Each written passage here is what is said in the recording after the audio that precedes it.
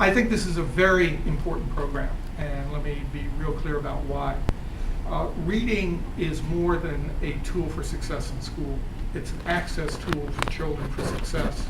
What we really have to be concerned about in the Fall River schools is not just how kids do on MCAS. MCAS is one small snapshot that measures student performance. What we have to be most concerned about is to make sure of two things. One, that students have the skills to have choices.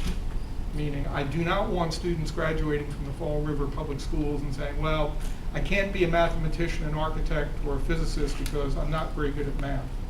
I want every student to be good enough in math, good enough in all subject areas, so that they have choices about what they want to pursue. I think this initiative, this whole idea of a literacy initiative that involves mentors, is going to be a tremendous help for us. Because the reality is all of our students need adult contact. I had an interesting experience with a young man I worked with last year, one part of whose family is in North Carolina, another part of whose family is in New York, and another part of whose family is in Massachusetts. And what you come down to in the course of all the conversations with him is that the thing he wanted most was just contact. And when we started talking about school, he got a little bit shaky.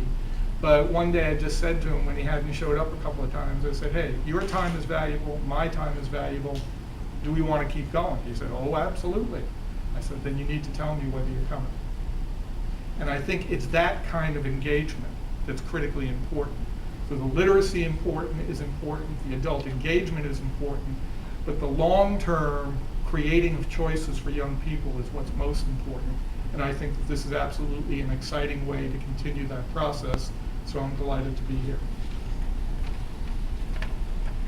Thank you, Dr. Fischer. And as you can hear there, and those of you who know him far better than I do because you've worked with him in this community, you know, he is a professional administrator of a public education system with decades of experience in public education.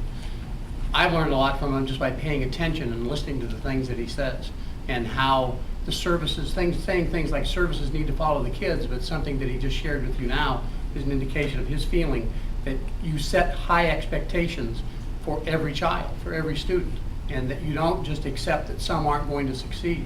And it's an attitude, when an attitude like that starts at the top of a public education system, it can't help but carry through the entire system. And we're really fortunate to be in the Fall River school system and to have his support.